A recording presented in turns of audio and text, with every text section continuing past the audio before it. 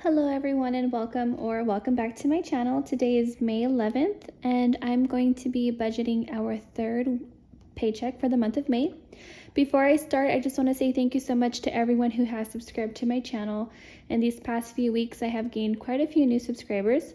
So I just want to say hello. My name is Gigi. That is what I go by on this channel. I am a wife and a mother of two. My husband and I are both full-time employees.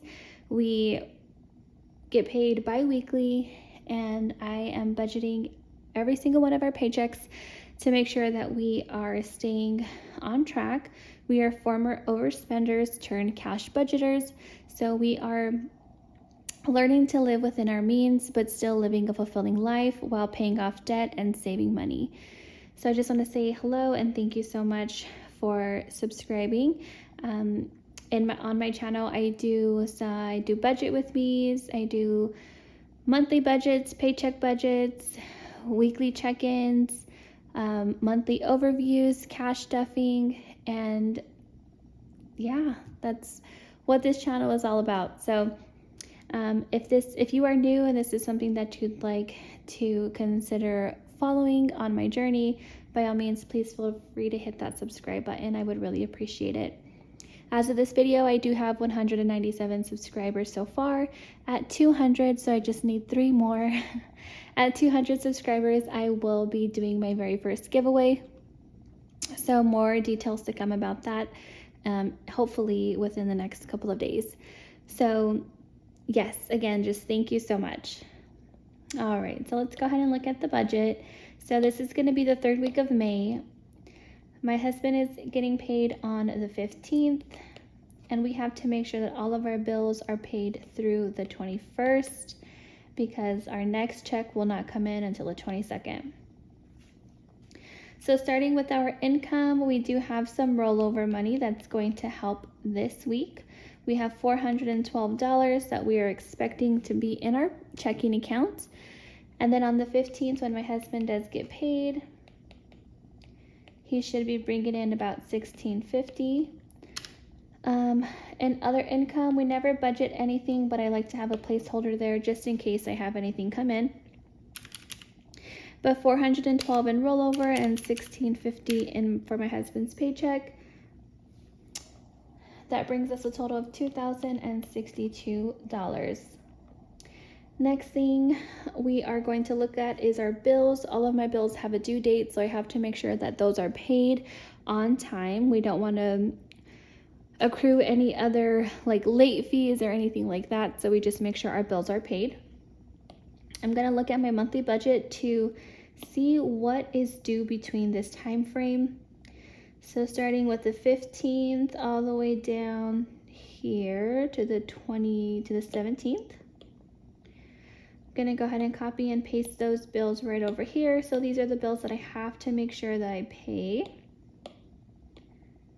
I took a little bit of extra with me. So in bills, we have our alarm bill at $60, Verizon at $250, our water bill $102, and gas at $44 for a total of $456. I do not budget my bills in cash. I just move the money from my checking account to our bills account. That is where all of our bills come out of. It's a joint checking account that my husband and I share. The only exception is any bill that I can pay with a credit card. I do make the payment that way, and that's just to earn points or cash back. So for example, this week I am paying my alarm bill with a credit card and my water bill. Unfortunately, Verizon will discontinue my discount if I pay with a credit card that isn't Verizon, and I'm not going to get a Verizon credit card.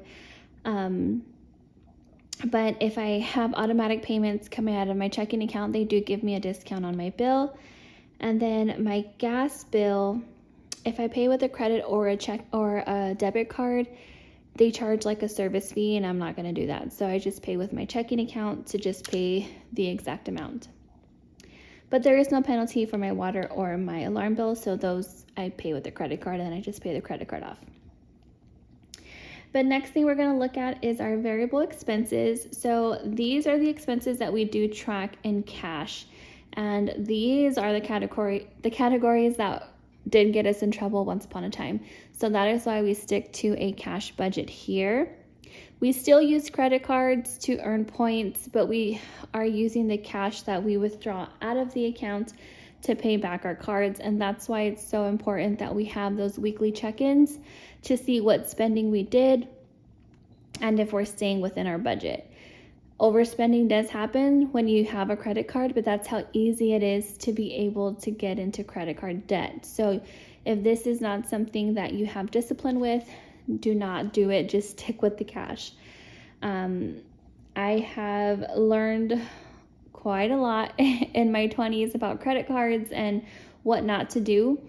So now that I have my solid, I think there's like 3 credit cards that I use for everyday expenses. Now that I have those 3 down pack, I spend only what I can afford and I pay back my credit cards. So cash budgeting and tracking my expenses has really helped put myself into more debt.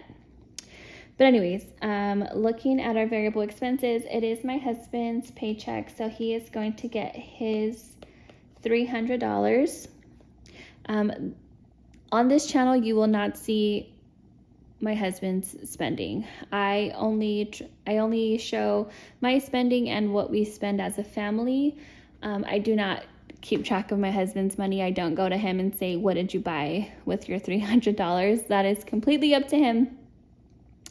And even though we are married and we do share finances, it is important to us to still have that independence and have our own. So I don't care. I do share it on my channel, but I'm not going to go to my husband every day and say, okay, what did you spend today?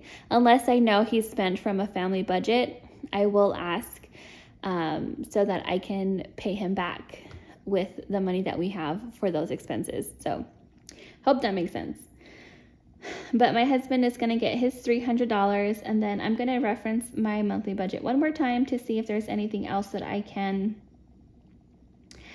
budget for. So in our variable expenses, our groceries, household, gas, and dine out has already been fulfilled. I've already withdrew those funds, and they're in our binders currently.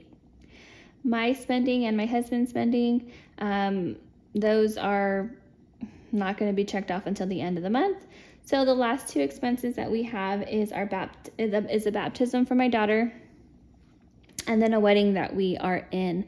So next week, my daughter is getting baptized. So we do want to have some money put aside for any expenses that may come up for the baptism. Obviously, we do have help from her godparents. But if we decide to have like a dinner or something at our house, we want to make sure that we have money put aside for that. In the event that we don't spend all of the money, we can just move those funds to another goal that we have. Same thing goes for this wedding. So we are in a wedding at the end of this month, and we just want to have some money aside to pay for any accessories, hair, makeup, haircuts, outfits for the kids, whatever else that we may need. We want to have some money put aside for that. I think $500 is pretty steep, but again, we can move those funds to another category once the wedding is over. I just want to make sure that we're okay and we have the money just in case. So with that being said, I'm going to go ahead and stuff both of those expenses. So the baptism is going to get $500. And that's going to be in cash. And then the wedding is also going to get $500. And that is going to be in cash. So we have a total of $1,300 this month in variable expenses. And then I'm going to go down here to my summary to see what we're working with so far. So we have $2,062 in income, $456 in bills, and $1,300 in expenses. So we have $306 left over. I'm going to again reference my monthly budget to see if there's anything else that I need to account for. So as far as variable expenses are concerned, everything is fine there. In our savings and sinking funds,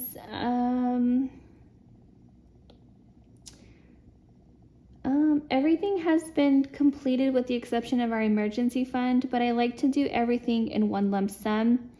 The emergency fund is getting $500 and I only have $306 left, so I'm not going to cash stuff that one just yet. So it looks like this is all that we're going to have for this week, and $306 is going to be left in rollover money for the following week. So we're not going to have any savings or sinking funds this week. And looking at what we have to do in cash, the baptism and the wedding is both going to get $500, so I will be withdrawing a total of $1,000 from the bank. That looks kind of funky. $1,000 from the bank. I will do my cash breakdown off camera. I just don't think that's very exciting to watch, so I don't want to waste any more of your time. But this is what the third week of May is looking like. Almost halfway through the month, and things are looking pretty good so far. So yeah, that's all that I have for you guys today. Again, thank you so much for subscribing. As always, please like, comment, and subscribe, and I will see you guys in the next video. For all of you that are mothers out there, happy Mother's Day, and I hope your day is everything that you expect. I hope you have a great weekend. Thank you so much. Bye-bye.